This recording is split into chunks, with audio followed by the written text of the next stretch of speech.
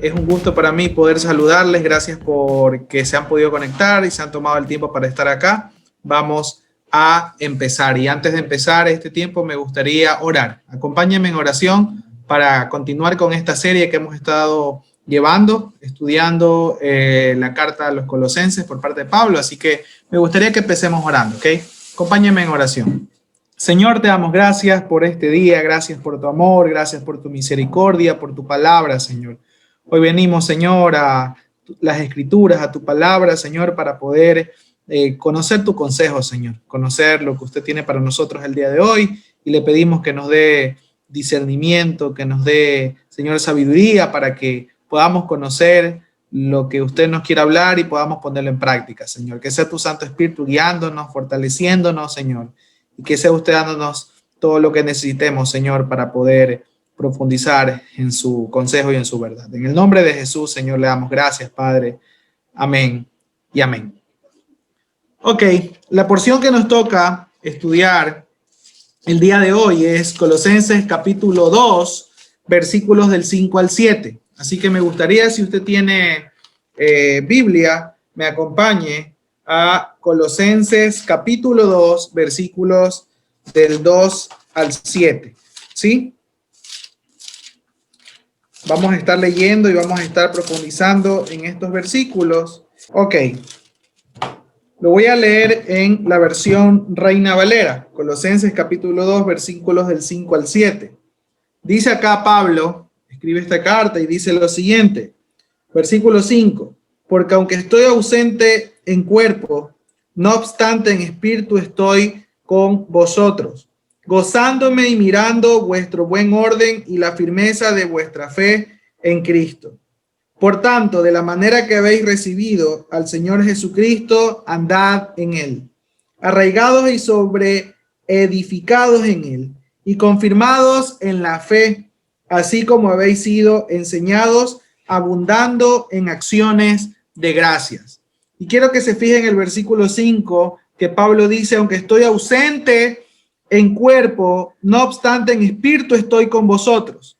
Entonces, usted diría tal vez cómo hace Pablo para lograr esa habilidad espiritual de, aunque no estar presente en el cuerpo, estar presente en el espíritu. ¿Cómo es, qué habilidad o qué talento es ese? Y bueno, yo creo que lo que Pablo está diciendo acá es que por cuanto él sabe que en todo cristiano habita el Espíritu Santo y en él también, y es el mismo espíritu que habita tanto en los colosenses como el que habita en él, entonces viven en una unidad espiritual.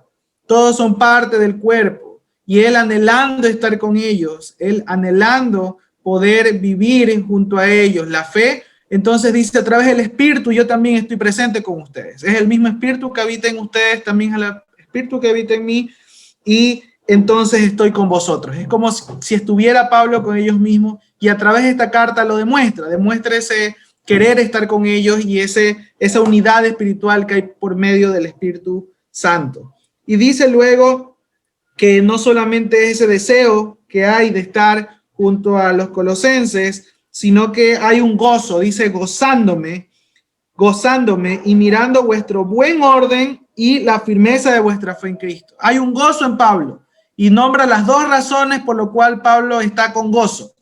Primero dice en el versículo 5, mirando vuestro buen orden, y segundo, la firmeza de vuestra fe en Cristo. Son dos cosas que dice Pablo que a él le trae mucho gozo. El buen orden y la firmeza de su fe en Cristo. El buen orden se refiere a una vida ordenada, a una vida disciplinada. En otras versiones se extiende un poco más esta expresión buen orden como una vida que hace lo correcto, que hace lo que Dios le agrada. Y lo segundo, dice que Pablo se goza, es por la firmeza que tienen los cristianos de Colosas en cuanto a su fe en Cristo Jesús. Es decir, que su fe era fuerte, que su fe era firme, que no se doblega, que no cambia, que no cambia por las circunstancias. No es una fe que fácilmente se cambia por otra distinta, sino que su confianza está plenamente puesta en Cristo Jesús. Porque recuerden que en los versículos anteriores veíamos cómo ellos, o Pablo aconsejaba que ellos estén siempre poniendo toda su fe en Cristo Jesús, porque Cristo Jesús era su riqueza. Pablo les dice, su riqueza es Cristo Jesús, y toda su confianza y todo su corazón debe estar puesto en la verdadera riqueza que es Cristo Jesús. Entonces, esto a nosotros nos da un ejemplo, esto a nosotros nos pone de alguna manera una muestra de cómo debe ser el cristiano. Un cristiano debe mostrar ese buen orden, esa vida ordenada, esa vida disciplinada, esa vida que cumple con las normas del Señor, y por otro lado, una fe firme, una fe que no se doblega, una fe que no cambia según las circunstancias. Y este ejemplo que acá Pablo lo nombra y que le trae mucho gozo a él, es gozo para todo el pueblo de Cristo. Cuando un cristiano vive ordenadamente y vive con una fe firme, es un gozo que se produce no solamente en los pastores o no solamente en aquellos que están en autoridad, sino es un gozo para Cristo mismo, para el pueblo del Señor, el que aquellos que hemos creído en Cristo Jesús demos muestra de esa fe firme con una vida ordenada. El versículo 6 dice, por tanto, de la manera que habéis recibido del Señor Jesucristo, andad en él. Es decir, debido a que, Pablo dice, debido a que yo sé que ustedes tienen una fe firme y una vida ordenada, entonces, de la misma manera que ustedes han recibido al Señor, anden en él. Ese andar en él, como ya lo he mencionado en anteriores tiempos de estudio bíblico, ese andar en él es vivir en él, es llevar una vida que demuestre su fe. Es decir, que nosotros no solamente seamos de los que decimos con nuestras palabras que creemos en el Señor o nos llenamos del conocimiento de Dios y de quién es Cristo Jesús y nosotros podamos dar testimonio a otros de eso, sino que lo vivamos, que nuestros testimonios no sean solo las palabras, sino que sea el ejemplo de nuestras acciones, sea con el ejemplo que nosotros realmente afirmemos esa fe y realmente se muestre que tenemos una fe en Cristo Jesús. Y dice entonces este versículo 6, andad en él, andad en él. Entonces, andad en él es vivir como él quiere, vivir como él agrada, seguir las pisadas de Jesús y seguir su ejemplo, seguir el ejemplo que él nos ha dejado. Ahora, miren lo que dice el versículo 7. Y aquí comienza a hablar de 4 cosas que describen cómo es una vida que vive siguiendo los pies del maestro, las pisadas del maestro, que vive de acuerdo a las normas de Cristo Jesús. El versículo 7 nombra 4 cosas. Mire lo que dice el versículo 7. Arraigados, la primera, dice, y sobreedificados en él, y confirmados en la fe, así como habéis sido enseñados, abundando en acciones de gracias. Es decir, lo primero, arraigados. Segundo, sobreedificados en él. Tercero, confirmados en la fe. Dice, y así como habéis sido enseñados, abundando en acciones de gracias. 4 cosas. Abundando en acciones de gracias. Entonces, estas 4 cosas para una mejor comprensión son 4 cosas prácticas. 4 cosas que aunque tengan palabras un poco difíciles tal vez de entender, y las vamos a estar analizando el día de hoy, son 4 cosas que demuestran que una persona está andando en los caminos del maestro, que está siguiendo las pisadas del maestro. Y vamos a ver de qué se trata. Primero dice arraigados, arraigados. Y podemos completar arraigados en él, ¿no? Porque dice arraigados y sobreedificados en él. Esta palabra arraigados nos habla y nos hace una metáfora como si nosotros fuéramos un árbol, o fuéramos una planta. ¿Qué es la parte de la planta que está arraigada? Es la raíz. Las raíces son aquella parte de las plantas que están arraigadas a la tierra. Y lo que Pablo está diciendo acá es que vivir, que sigue las pisadas del maestro, o vivir una vida que anda en Cristo, es una vida que tiene sus raíces en él, que ha echado raíces profundas en Cristo Jesús. Es decir, que las raíces que nosotros podemos tener tienen que estar enraizadas en él, que tienen que estar bien impregnadas de todo lo que Cristo nos puede proveer. Recordemos un poco la función de las raíces, ¿verdad? Las raíces dentro de una planta son la parte de la planta que puede darle nutrientes a la planta para que pueda crecer. Asimismo, nosotros necesitamos siempre estar absorbiendo espiritualmente las cosas que el Señor nos enseña, su verdad, su consejo, su ejemplo, para que podamos crecer y podamos dar mucho fruto. Entonces, cuando habla Pablo acerca de estar arraigados en Él, habla de esa metáfora de nosotros como si fuéramos una planta, el cual echa raíces en Cristo Jesús, de manera que todo lo que hace que nosotros podamos crecer sea el consejo de Cristo, sea el ejemplo de Cristo, sean cosas que provienen de Él. ¿Para qué? Para que podamos dar mucho fruto, para que podamos realmente llevar una vida que demuestre que estamos en Cristo Jesús. Lo siguiente es que dice, es que estamos edificados en Él, que seamos personas que edifiquen sobre Él. Dice en la versión Reina Valera, sobre edificados en Él. ¿Qué significa estar edificados en Cristo? Mateo, acompáñenme por favor a Mateo capítulo 7. Mateo capítulo 7, versículos 24 y 25, dice lo siguiente: cualquiera pues que me oye estas palabras y las hace, le compararé a un hombre prudente que edificó su casa sobre la roca. Descendió lluvia y vinieron ríos y soplaron vientos y golpearon contra aquella casa y no cayó, porque estaba fundada sobre la roca. Acá Jesús nos habla de lo que significa edificar nuestras vidas sobre la roca. Y la roca siempre es Él, ese cimiento que nos permite edificar una vida de manera que cuando vengan las lluvias, vengan los ríos, soplen los vientos y golpeen esa casa que es nuestra vida, lo que va a permitir que no caiga es que estemos sobreedificados en Cristo Jesús, que tengamos una base firme en Cristo Jesús. Entonces, esa es otra metáfora que ahora usa Pablo para decir que nosotros debemos andar en Cristo. No solamente es el hecho de que nosotros podamos estar siempre alimentándonos de la palabra de Jesús, o sea, de su consejo, imitando sus acciones, llevando una vida que pueda seguir sus pisadas, que pueda parecerse cada vez más a Él, sino que ahora nos habla de que otra metáfora, de que si nosotros vamos a construir nuestra vida debe estar sobre un cimiento firme, y Jesucristo mismo también lo enseñó.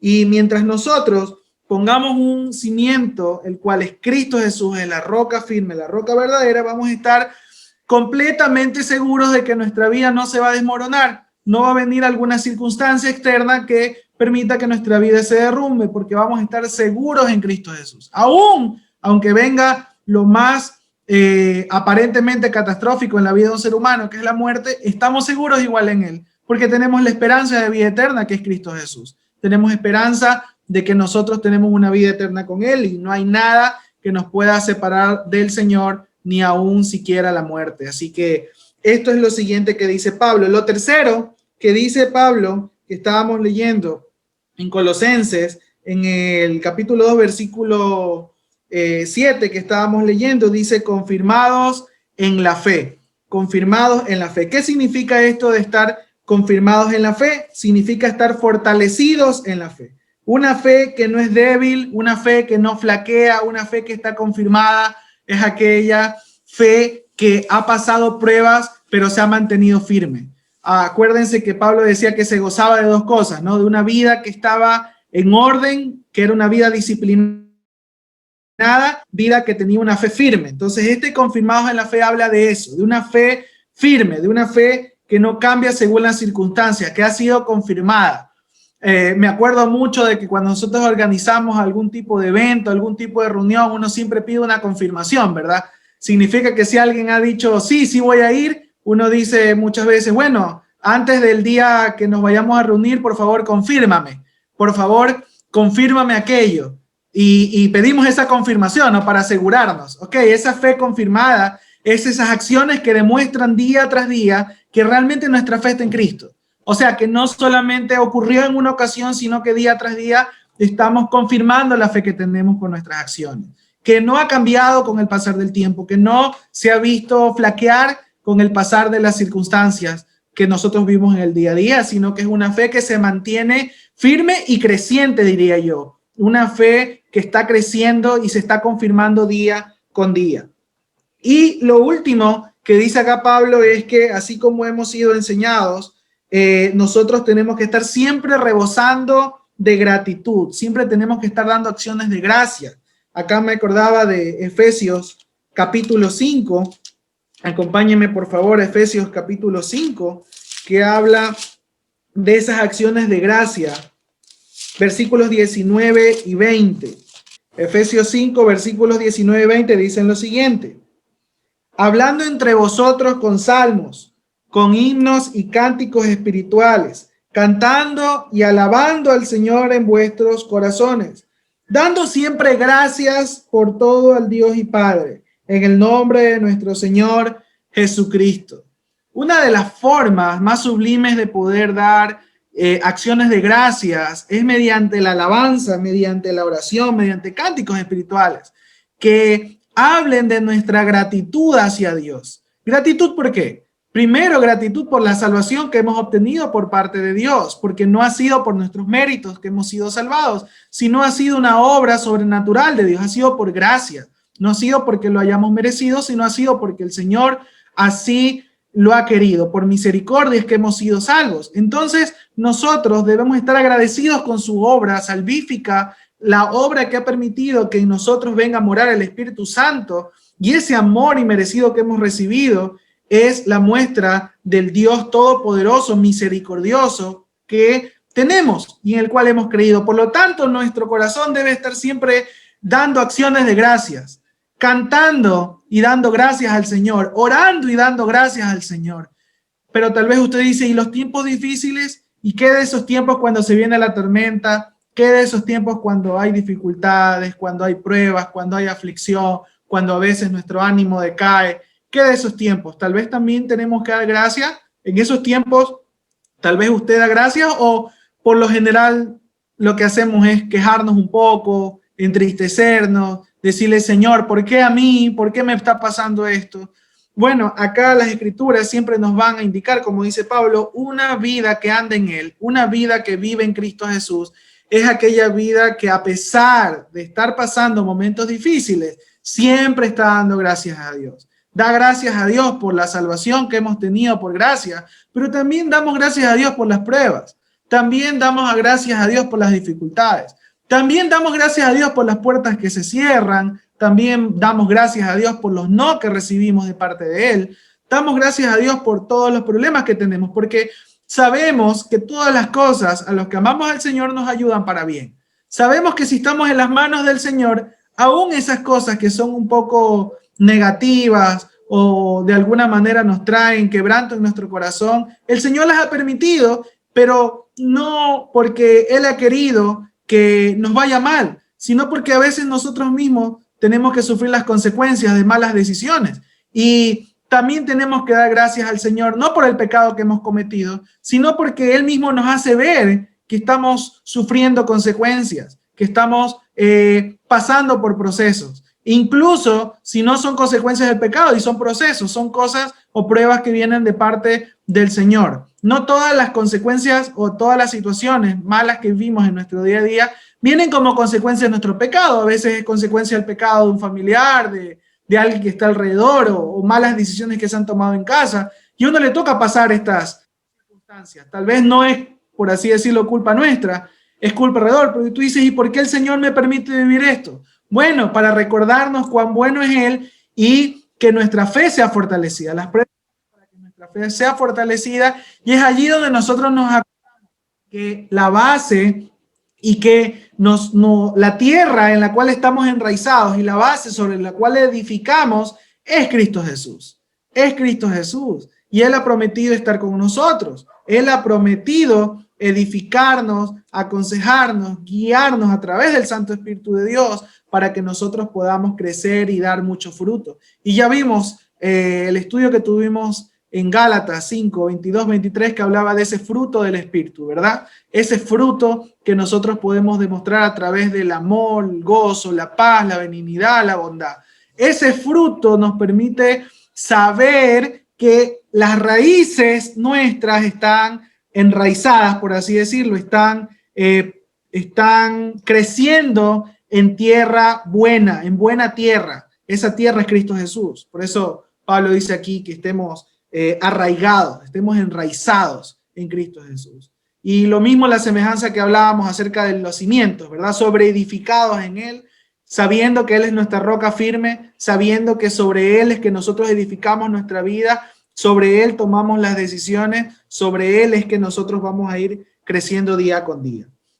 Y yo creo que esta enseñanza que nos deja acá las Escrituras nos hace pensar mucho en si estamos viviendo en Él. Si verdaderamente nosotros estamos viviendo en Cristo, si nuestra vida refleja que nuestra vida está ordenada y nuestra fe es firme, entonces nosotros vamos a tener estos frutos, vamos a estar arraigados en Él, vamos a estar edificando nuestra vida en Él, vamos a estar confirmando nuestra fe día con día y vamos a estar siempre rebosando de gratitud en todas las cosas, por lo bueno, por lo malo, por las diferentes situaciones que vivimos, sea muchas veces que nosotros pasamos por consecuencias incluso de nuestros pecados. Es verdad que nos dolemos por el pecado. Toda persona que ha de cometer algo que no agrada al Señor ha de dolerse de su pecado.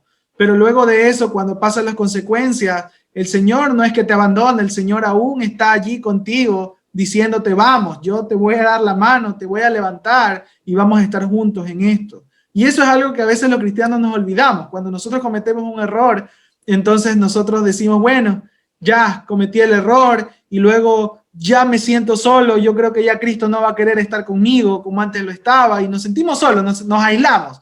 Siempre cuando cometemos un error, lo primero que hacemos, lo que mal hacemos siempre es aislarnos y separarnos porque decimos, Cristo Jesús ya no me ama, Cristo Jesús ya no va a estar conmigo en esto. Y no, el Señor siempre ha querido estar con nosotros, siempre ha querido estar en estos procesos con nosotros, aún a pesar de las consecuencias que vivamos en esos tiempos que a veces no hemos caminado en obediencia.